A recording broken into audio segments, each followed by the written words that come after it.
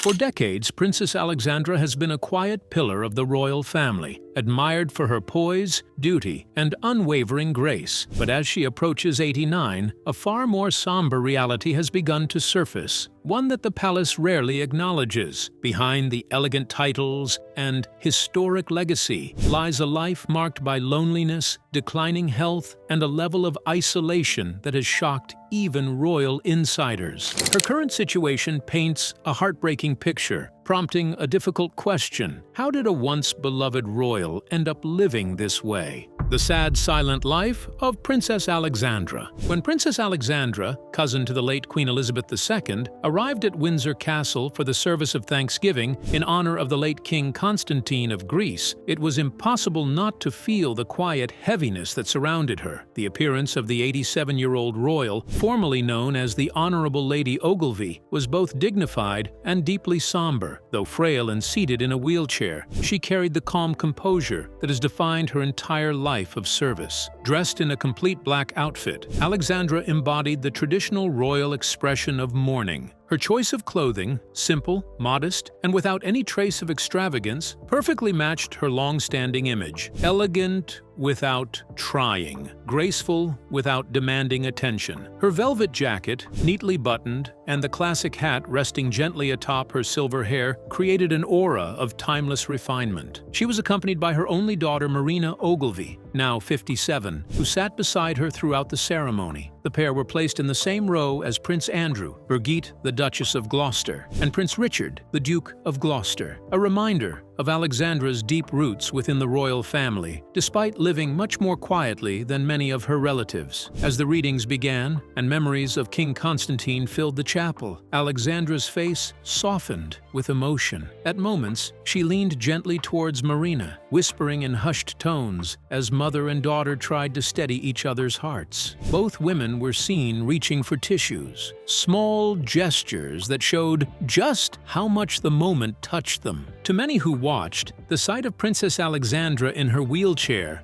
wiping her eyes, was a powerful image. For decades, she has been seen as one of the most composed and duty-focused members of the royal family. Even as age has caught up with her, that inner strength remains. She has always been known for her calm diplomacy, her ability to handle public life without a single scandal, and her dedication to service without ever seeking praise. Her cousin, Queen Elizabeth, relied on her deeply, not only as family, but as a trusted friend. In the quieter corners of royal life, Alexandra earned a special place. One biographer even called her the most efficient working princess in the world, and many royal insiders have described her as the unsung heroine of the monarchy. Yet behind this polished image lies a story marked by quiet struggles and private sorrow. Unlike the louder, more dramatic moments that sometimes shake the royal family, Alexandra's challenges have been carried with silence and restraint. She has lived through personal storms that never made headline scandals, yet left deep marks. Around 20 years ago, she suffered one of the greatest losses of her life when her husband, Sir Angus Ogilvy, died after a long battle with cancer. The grief of losing the man she had been married to for nearly 4 decades was profound, and those who knew her say it changed her deeply. Though she continued her royal duties with bravery, the sadness never fully left her. Now, seeing her move slowly, supported by her daughter, her life appears even more delicate. Her style, subtle, unflashy, almost understated, reflects a woman who has seen much, felt much, and learned to carry her pain with grace. While some might look at her quiet presence and interpret it as loneliness or sadness, others see a royal who has lived with purpose, served with humility, and aged with dignity. Still, there is something undeniably touching in the way Princess Alexandra continues to appear at important family events despite her physical limitations. Her presence at Windsor Castle was more than a show of respect for a late monarch. It was a reminder of the fading generation of royals who lived their entire lives in service, without complaint, without spectacle, and without ever stepping outside the boundaries of duty. And perhaps that makes her story feel both inspiring and quietly heartbreaking. One of the things that is making Princess Alexandra's final year sad is the vacuum she used to fill in her active years. What roles did she play? Let's find out.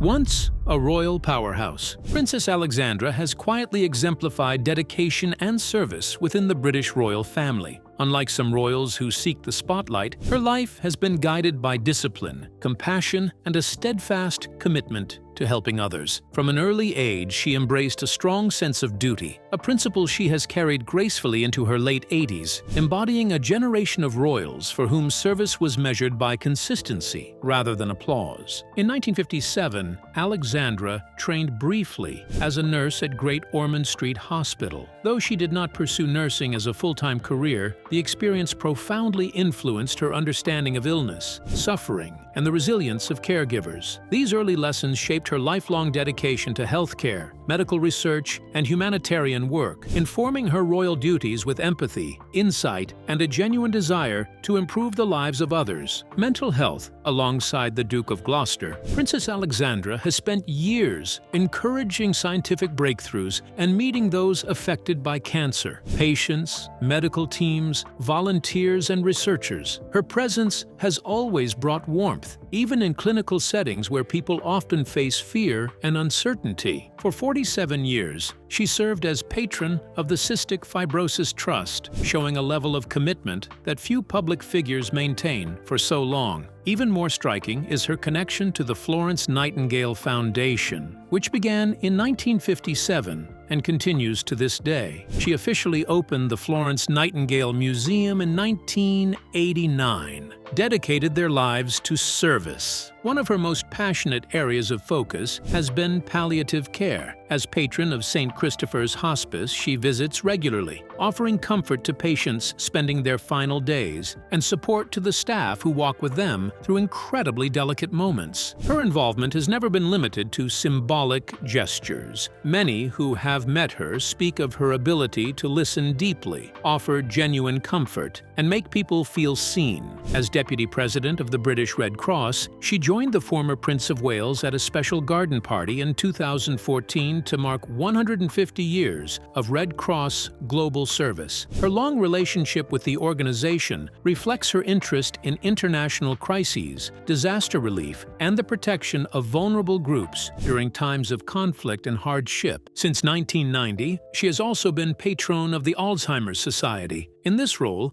she has supported families grappling with the painful realities of dementia, hosted award ceremonies that honor carers and volunteers, and encouraged research aimed at improving the lives of those affected. Her advocacy for the blind is one of the areas she is most respected for. As patron of Action for Blind People and president of Sightsavers, she has attended global conferences dedicated to preventing avoidable blindness and tackling neglected tropical diseases, conditions that overwhelmingly affect poorer countries. Her decades of support for the Guide Dogs for the Blind Association and the People's Dispensary for Sick Animals, PDSA, highlight her compassion not only for people, but also for animals, especially those who play vital roles in human well-being. Beyond health-related causes, Princess Alexandra has championed children's welfare through Alexandra Rose Charities and supported the arts, especially music and opera. She also lends her name and time to historical preservation efforts, academic institutions, and military regiments, showing how wide her interests truly are. Today, as she approaches 89, Princess Alexandra remains a symbol of quiet endurance, a royal whose influence is not loud or flashy, but deep, steady, and woven into countless corners of public life. Her story is one of lifelong dedication, driven not by the desire for recognition, but by a sincere heart for service. What does she represent? Let's delve into the details of the last living link to Britain's old era.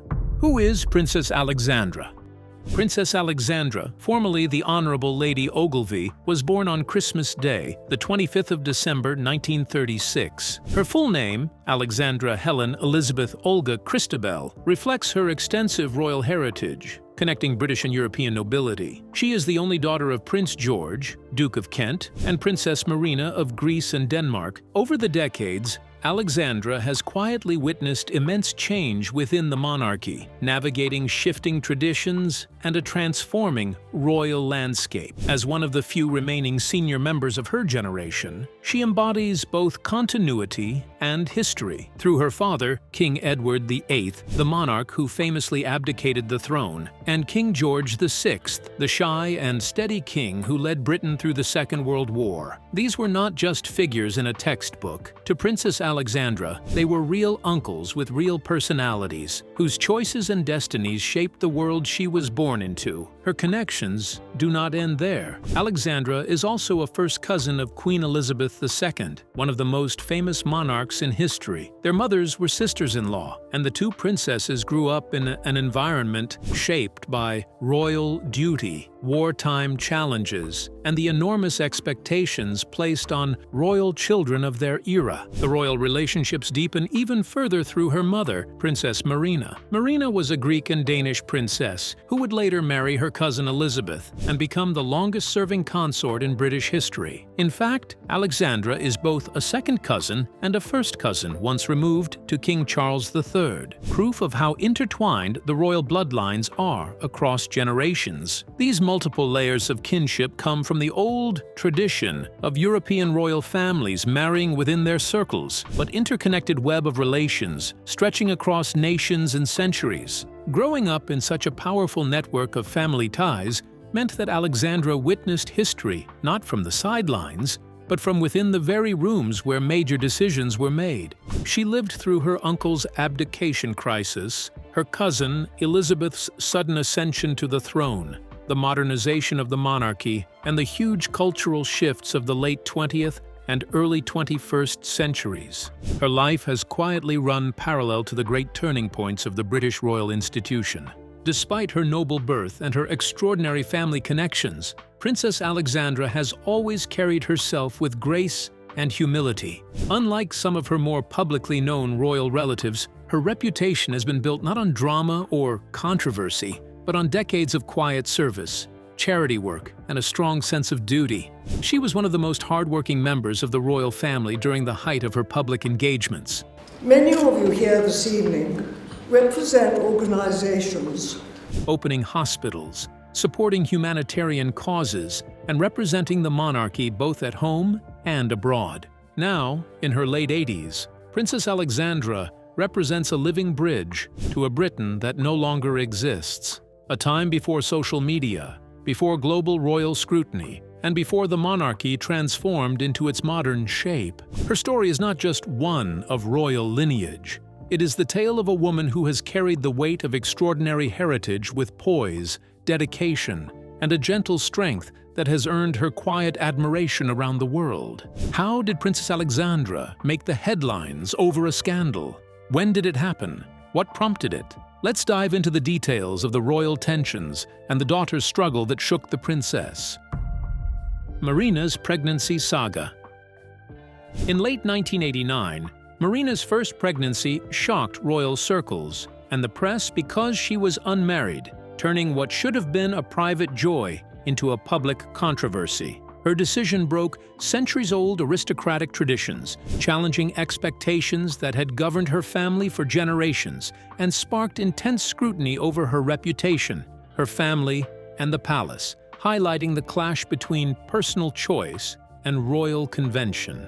Almost immediately, tension rose between Marina and her parents. What should have been warm family support became arguments, pressure, and hurt feelings on all sides. According to Marina, her parents reacted strongly to the news and suggested two options, neither of which she wanted. She could either agree to a rushed, last-minute wedding, simply to protect the family name, or she could end the pregnancy completely.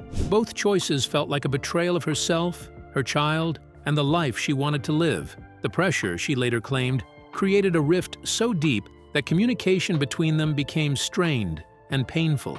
At the time, Marina spoke openly with a popular tabloid, revealing details that drew even more public attention. She alleged that her parents were so angry about her situation that they decided to punish her financially. She said her trust fund had been frozen and that her regular monthly allowance, something she had depended on for years, was suddenly cut off.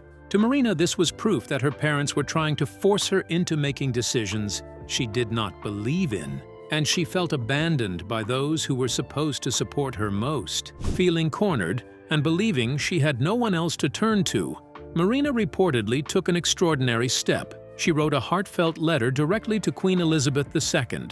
And not only did she write to the Queen, she addressed her as "Dear Cousin Lilibet," using the Queen's childhood nickname, something very few people in the world would ever dare to do.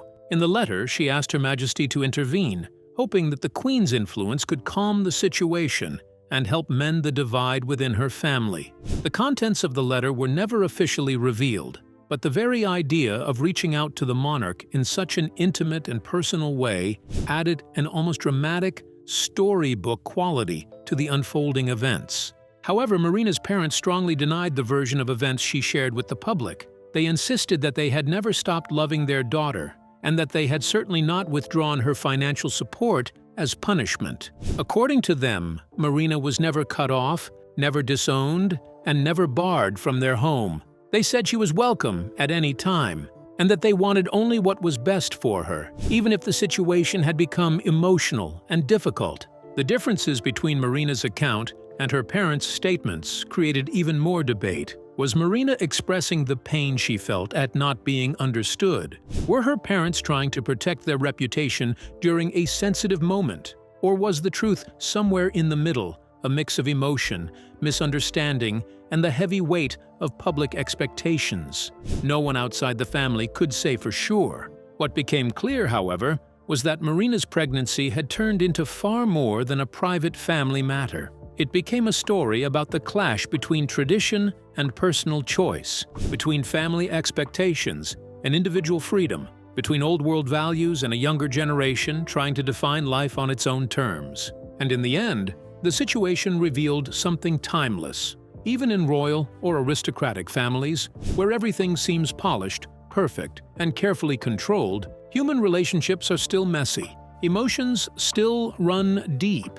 and the bonds of family can be tested in ways no one expects. Could the saga possibly hint at a dysfunctional marriage? Did she have other children from her marriage? Let's dig into the details of the life and family of Princess Alexandra and Angus Ogilvy. A regal union.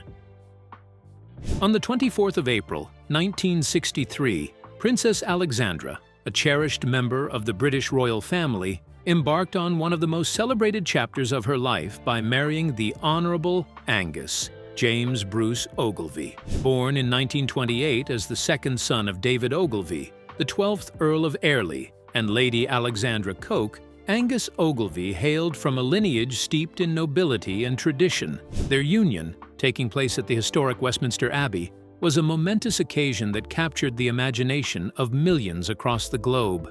Before the wedding, Ogilvy presented Alexandra with a stunning engagement ring, a cabochon sapphire set in gleaming gold, delicately surrounded by sparkling diamonds on both sides, a symbol of elegance, enduring love, and the promise of their future together. The ceremony itself was a magnificent affair, steeped in both royal protocol and heartfelt celebration. Princess Alexandra chose a gown of exquisite Valenciennes lace, intricately designed by the talented John Kavanagh. The dress, paired with a matching veil and flowing train, exemplified a perfect balance of grace, sophistication, and regal charm. Accompanied by her brother, the Duke of Kent, Princess Alexandra made her solemn procession from Kensington Palace to the grand doors of Westminster Abbey, where history and tradition awaited her. The royal family graced the ceremony with their presence, and the event was broadcast live to the world, captivating an estimated 200 million viewers, an extraordinary testament to the global fascination with the British monarchy. Princess Alexandra's bridal party reflected a mix of close family and noble friends. Among the bridesmaids were Princess Anne, the Queen's beloved daughter, and Archduchess Elizabeth of Austria, a reflection of the family's European ties. The role of best man was fulfilled by Peregrine Fairfax, whose presence added both dignity and warmth to the occasion. The wedding service was officiated by the Archbishop of Canterbury, Michael Ramsey, whose words guided the couple into the solemn covenant of marriage, blending spiritual significance with public celebration.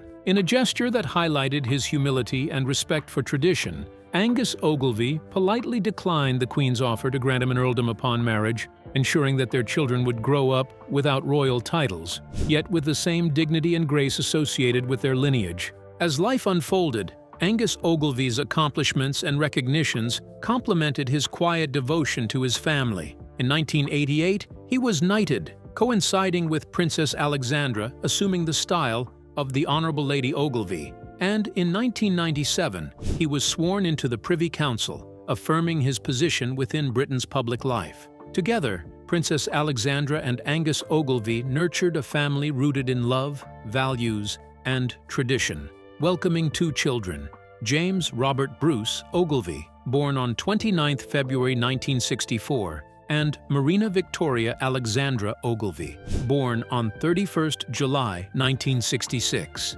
James Ogilvy continued the family legacy, marrying Julia Caroline Rawlinson on the 30th of July 1988 at St. Mary's Church in Saffron Walden, Essex. The couple have two children, Flora Alexandra Vesterberg, born on the 15th of December 1994 in Edinburgh, who later married Timothy Vesterberg at the Chapel Royal, St. James's Palace, on the 26th of September 2020, and Alexander Charles Ogilvy, born on the 12th of November 1996 in Edinburgh. Marina Ogilvy, the couple's second child, married Paul Julian Mowat on the 2nd of February 1990. Though they later divorced in 1997, Marina and Paul share two children, Zanuska May Mowat, born on 26 May 1990 in Roehampton, who currently serves as head of marketing for Halcyon Days Limited, and Christian Alexander Mowat, born on 4th June 1993 in London.